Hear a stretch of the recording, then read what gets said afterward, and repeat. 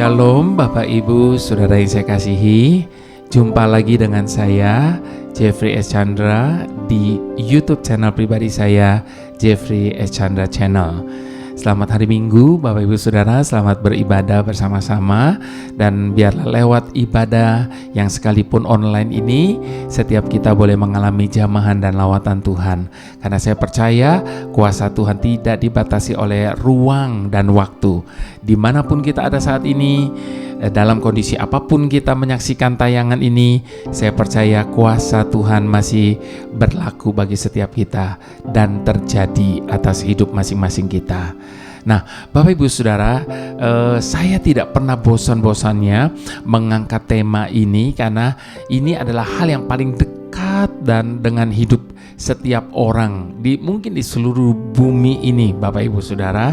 Apalagi di tengah-tengah pandemi, di tengah-tengah kondisi hari-hari ini yang begitu menakutkan banyak orang, sehingga kekhawatiran menjadi sesuatu yang begitu dekat, bahkan mungkin yang selalu menghantui hidup setiap orang di muka bumi ini. Nah, Bapak Ibu Saudara, saya tidak pernah bosan untuk mengupas tentang kekhawatiran dari berbagai segi, dari berbagai sudut pandang dan sebagainya.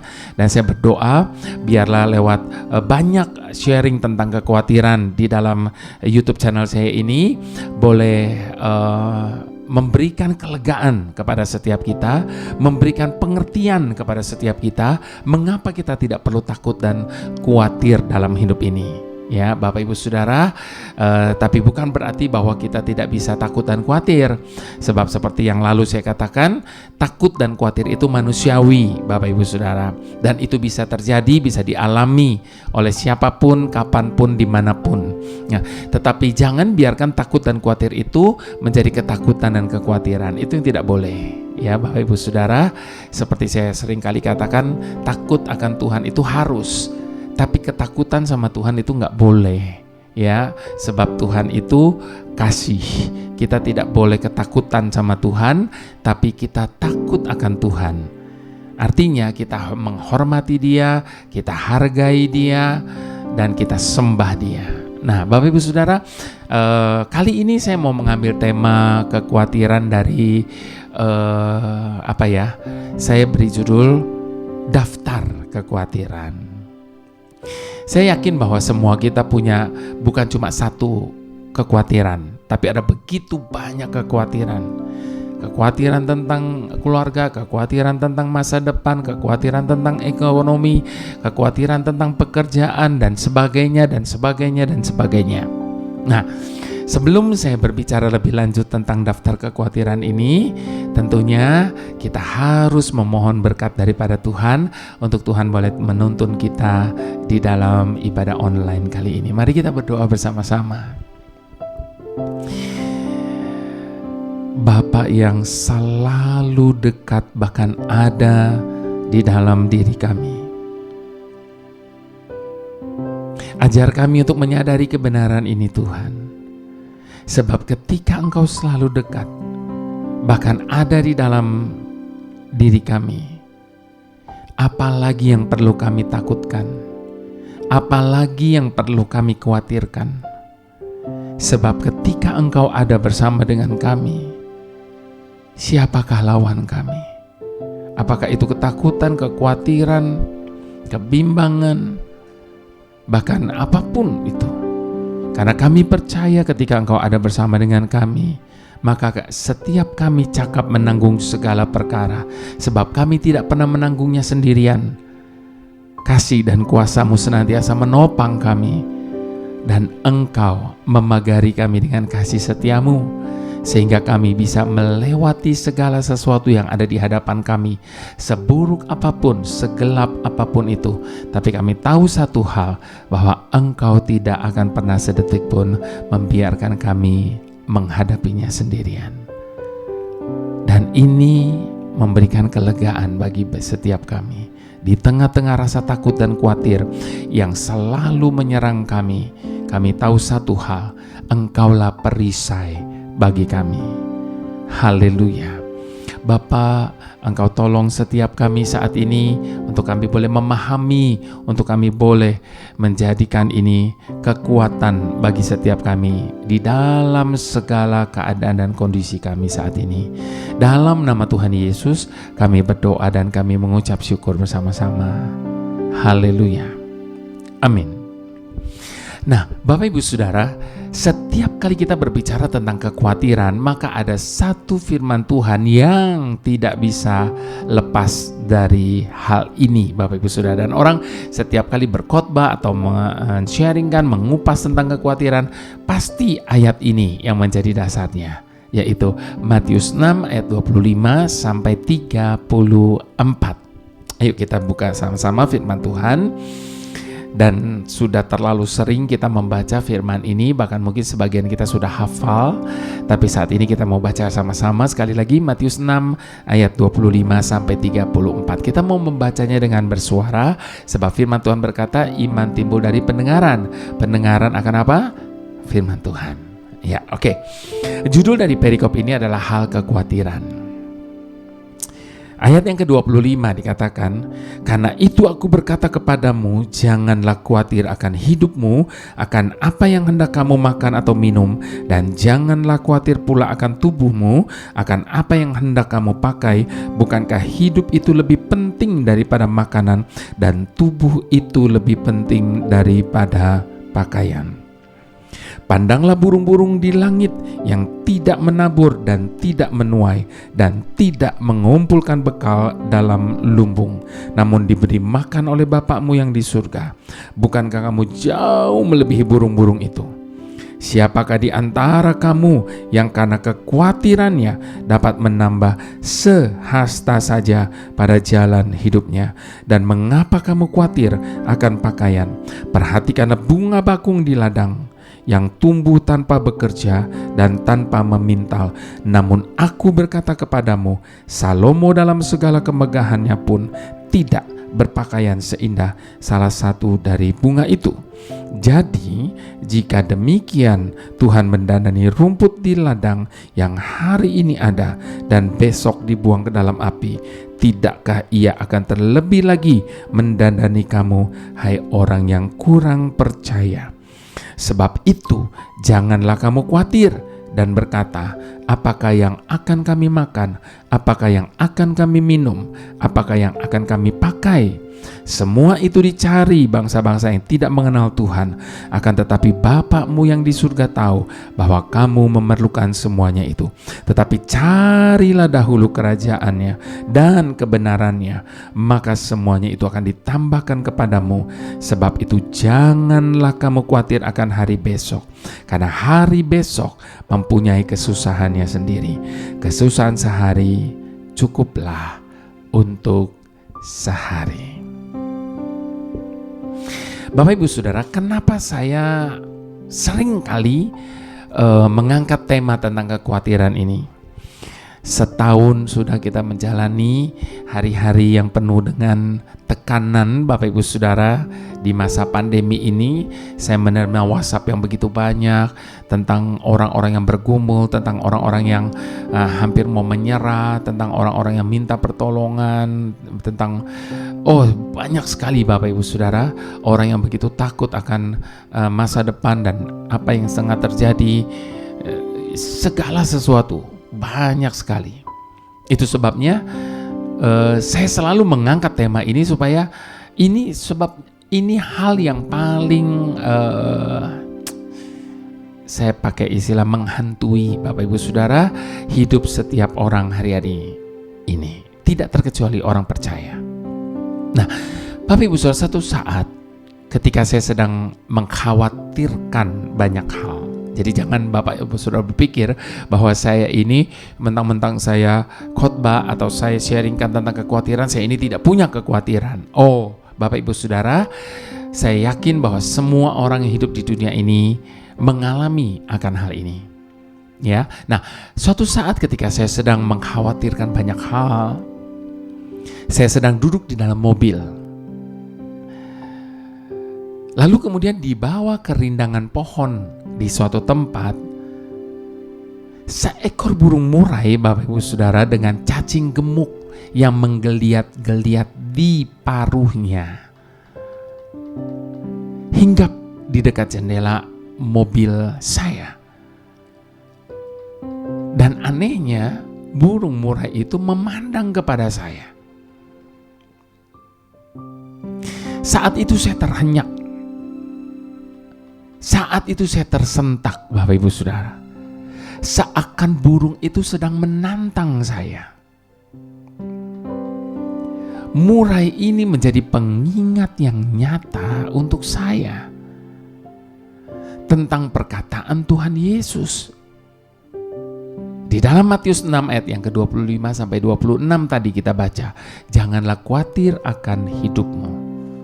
Pandanglah burung-burung di langit yang tidak menabur dan tidak menuai, dan tidak mengumpulkan bekal dalam lumbung, namun diberi makan oleh Bapakmu yang di surga. Bukankah kamu jauh melebihi burung-burung itu? Saat itu saya disadarkan, bukankah Ia menyebut setiap kita dengan sebutan anakku, kesayanganku, biji mataku, terukir di telapak tanganku. Jadi kalau burung-burung saja Dia pelihara demikian rupa, bukankah Dia akan terlebih lagi memelihara hidup setiap kita?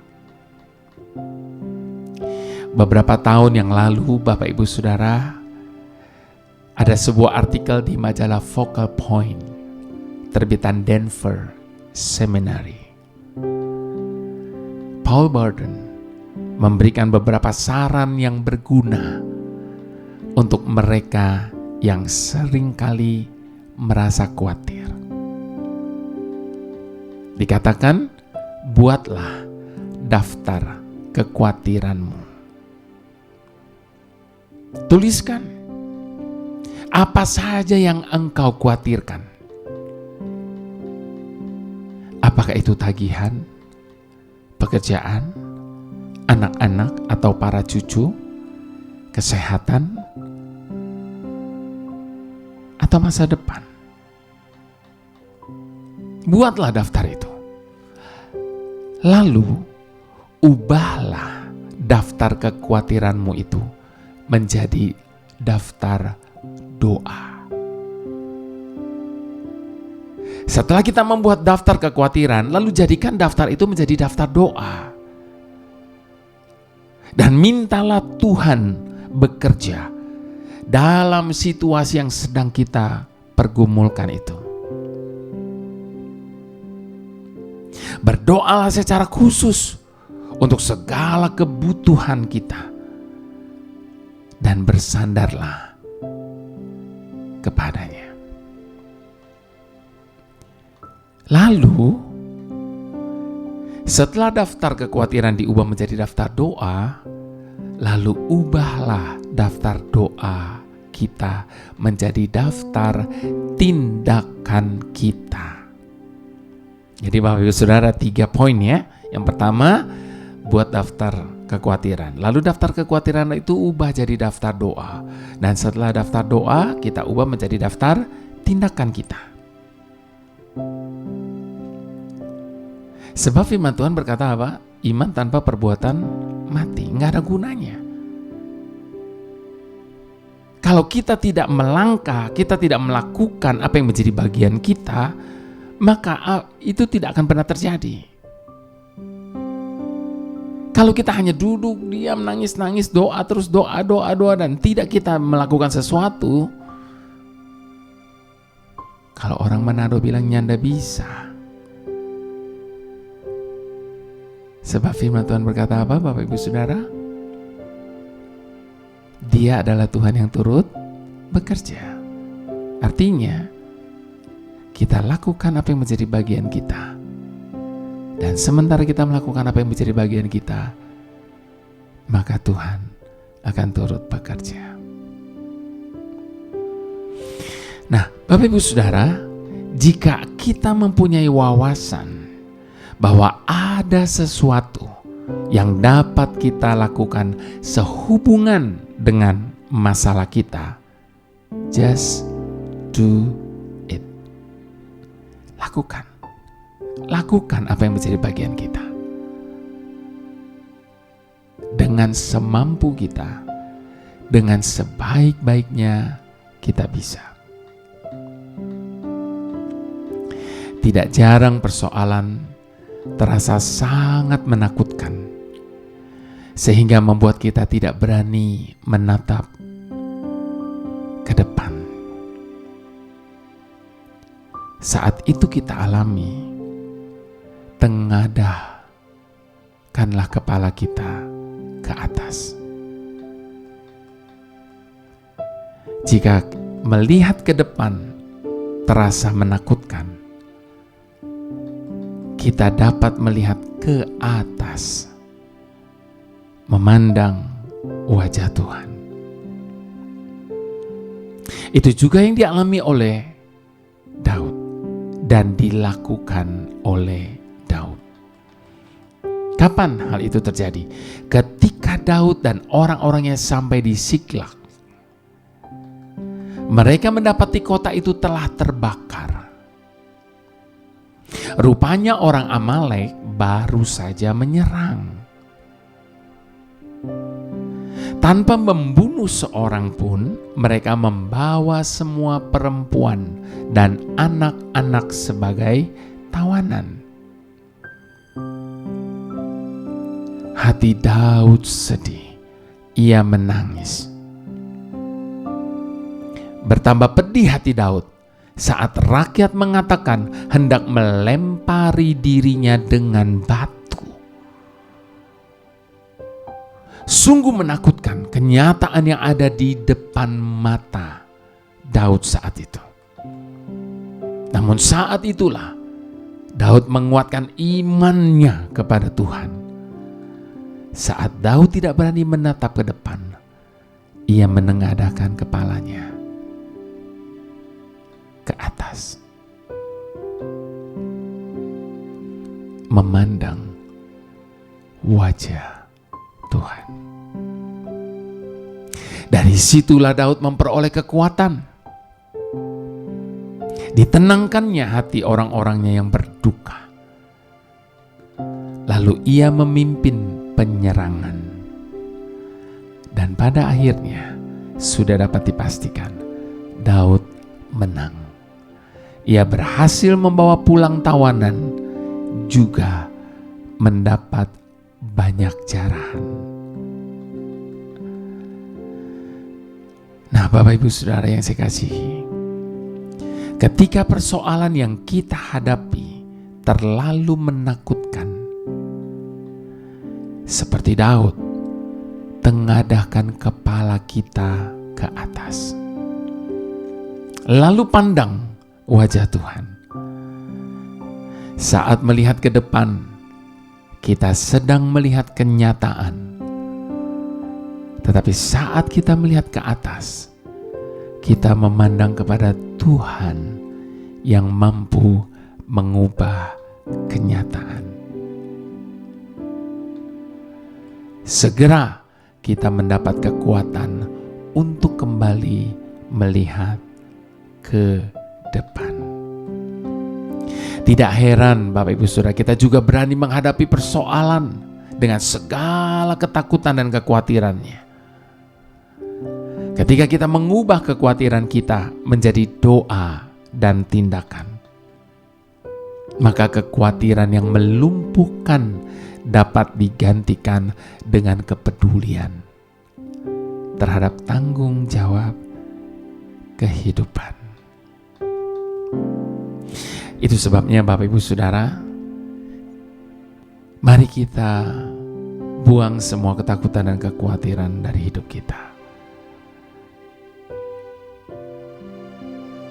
Serahkan saja semuanya kepada Tuhan. Sebab Dia adalah Tuhan yang bisa kita pegang janjinya. Dan sebagai pemilik hidup kita, tidak akan pernah terjadi sesuatu dalam hidup kita tanpa seizin daripada Tuhan. Itu sebabnya saya mau mengajak kita untuk mengangkat pujian ini bersama-sama sebagai respon kita dan sebagai pengakuan kita di hadapan Tuhan saat ini. Dalam tangan-Mu ku serahkan hidupku, ku taruh penuh harapku padamu. Kemenanganku hanya ada di dalam janji-Mu. Engkaulah Tuhan pemilik hidupku. Dalam tangan-Mu ku serahkan hidupku, ku taruh penuh harapku padamu. Kemenanganku hanya ada di dalam janji-Mu. Engkaulah Tuhan pemilik hidupku. Semua yang terjadi dalam hidupku, semuanya atas seizin diri-Mu. Semuanya indah dalam rencana-Mu, sebab ku tahu Kau pemilik hidupku. Semua yang terjadi dalam hidupku, semuanya atas seizin diri-Mu. Semuanya indah dalam rencana-Mu, sebab ku tahu Kau pemilik hidupku.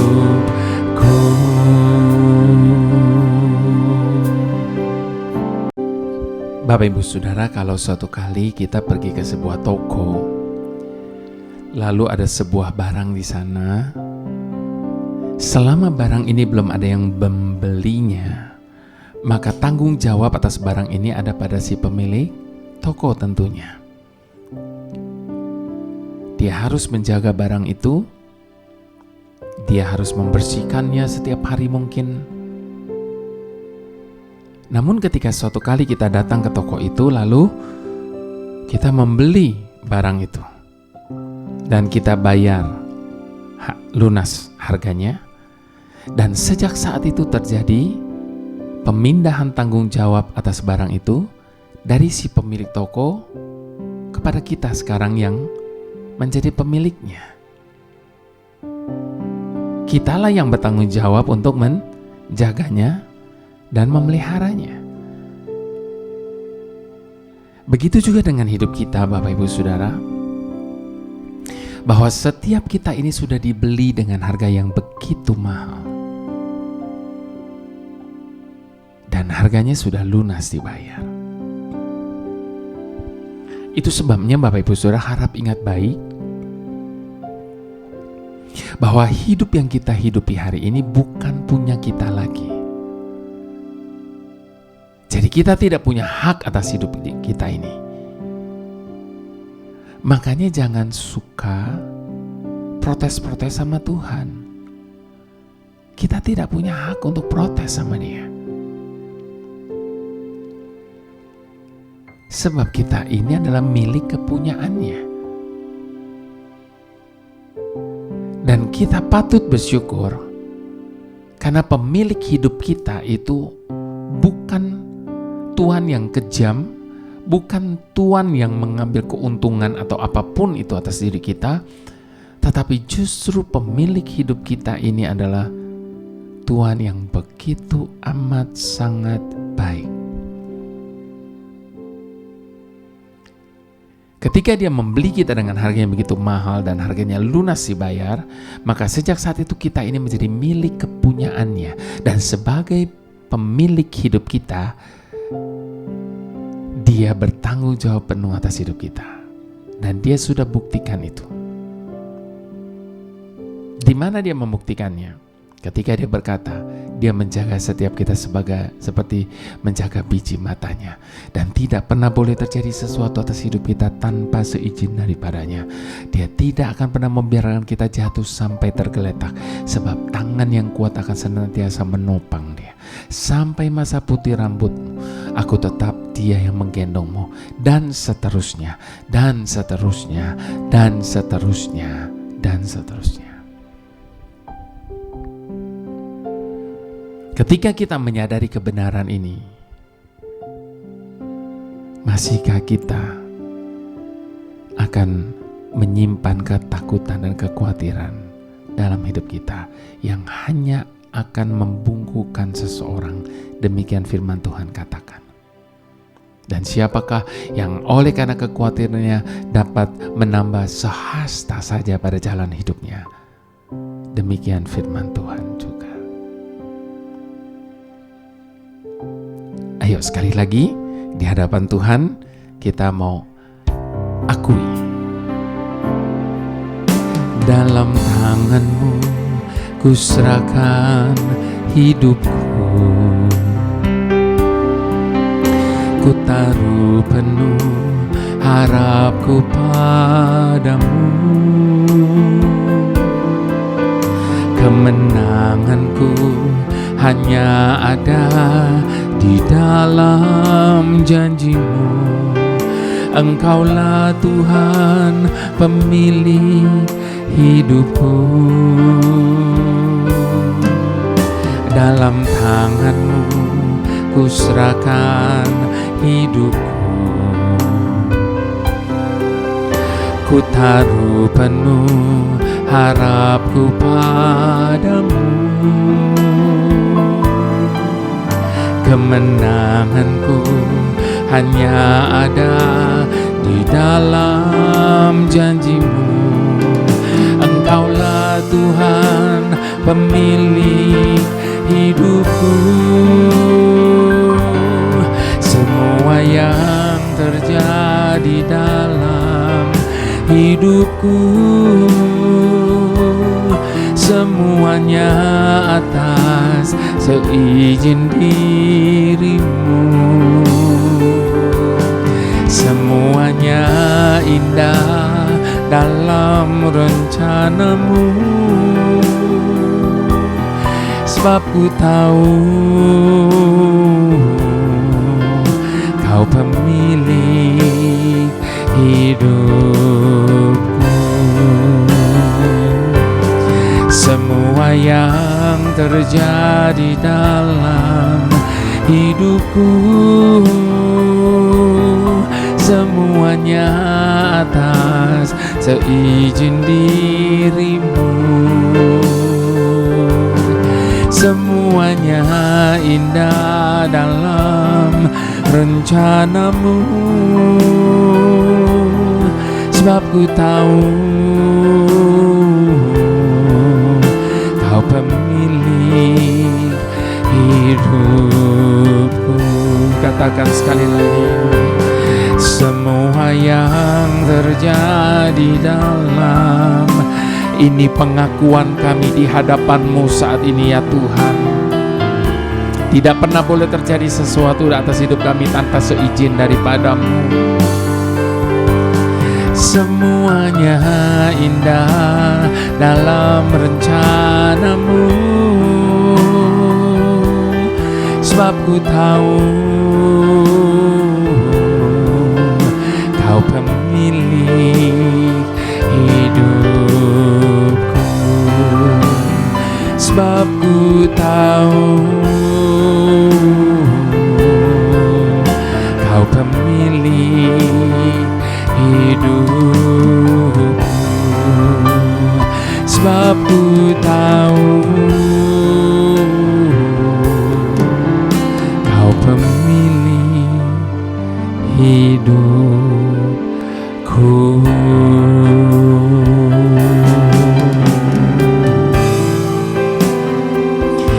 hanya Engkaulah yang berdaulat atas hidup kami.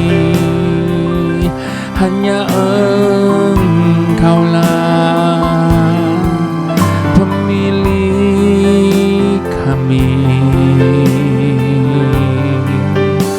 Selama-lamanya kami hanya berharap, kami hanya mengandalkan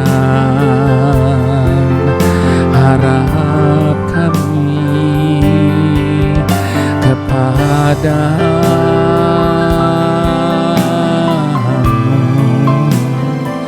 Ambil alih Tuhan seluruh hidup kami.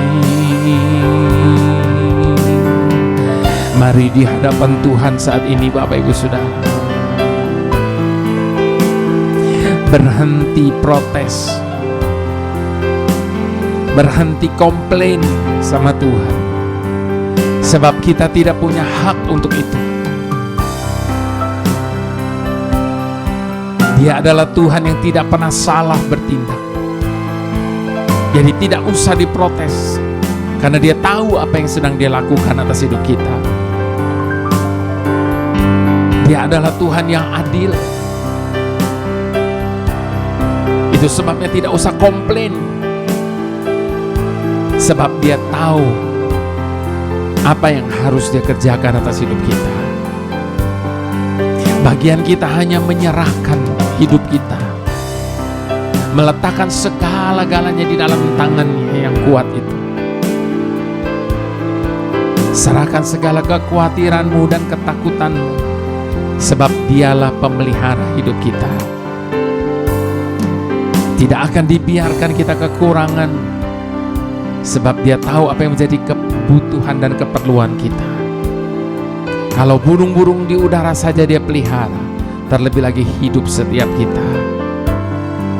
Itu sebabnya mari sekali lagi kita mau serahkan semua ketakutan dan kekhawatiran kita di tangan-Nya, dan percaya bahwa Dia tidak pernah bekerja terlalu cepat, namun juga tidak akan pernah terlambat untuk menolong setiap kita. Haleluya, haleluya, haleluya. Tuhan pemilik dan pemelihara hidup kami. Engkau yang telah memulai segala sesuatu dengan begitu baik dalam hidup kami. Kami yakin dan percaya Engkau tidak pernah bekerja separuh jalan. Engkau pasti akan melanjutkan karya-Mu atas hidup kami hari ini dan seterusnya. Engkau yang telah merancangkan segala sesuatu dengan rancangan yang begitu sempurna. Kami percaya tidak akan ada satupun dari rancangan-Mu atas hidup kami yang bisa gagal. Engkau yang telah berjanji bahwa Engkau adalah Tuhan yang selalu menyertai kami. Kami percaya itu terjadi di segala musim dalam hidup kami, melewati segala keadaan. Engkau yang telah berjanji bahwa Engkau tidak akan pernah membiarkan kami bergumul sendiri. Kami percaya Engkau tidak akan lalai untuk menepati segala janji-janji-Mu, Tuhan. Itu sebabnya bantu setiap kami hari ini untuk lebih mempercayai-Mu dari hari kemarin. Bantu kami hari ini untuk berani melihat ke masa depan kami yang penuh dengan pengharapan. Bantu kami untuk selalu memandang-Mu di segala jalan hidup kami. Karena kami yakin ketika Engkau menghadapkan wajah-Mu kepada kami, Engkau memberikan kami kasih karunia dan damai sejahtera-Mu yang melampaui segala akal. Ketika Engkau berjanji untuk senantiasa menyertai kami, apalagi yang dapat kami minta kepadamu? Sebab di dalam penyertaan-Mu kami memperoleh segalanya. Terima kasih Tuhan. Bantu kami untuk dapat berkata sebagaimana pemazmur berkata, tetapi kami tetap dekat di dekat-Mu. Engkau memegang tangan kami. Dengan nasihat-Mu Engkau menuntun kami. Dan kemudian Engkau mengangkat kami ke dalam kemuliaan. Siapa gerangan ada pada kami di surga selain Engkau? Selain Engkau tidak ada yang kami ingini di bumi. Sekalipun daging kami dan hati kami habis lenyap, gunung batu kami dan bagian kami, tetaplah Engkau selama-lamanya. Selama-lamanya. Selama-lamanya. Haleluya. Mari Bapak Ibu Saudara yang percaya, sekali lagi dengan segala hormat kita mau angkat kedua tangan kita di hadapan Tuhan. Sebab berkat itu datangnya hanya daripada Tuhan, pencipta alam semesta, pengatur alam semesta. Di dalam kasih yang kekal Tuhan kita Yesus Kristus. Dan di dalam persekutuan dengan Roh Kudus, yang adalah penghibur dan penolong setiap kita. Terima kasih Tuhan. Terima kasih untuk berkat-Mu bagi setiap kami. Mari semua kita yang diberkati Tuhan, sama-sama kita mau katakan,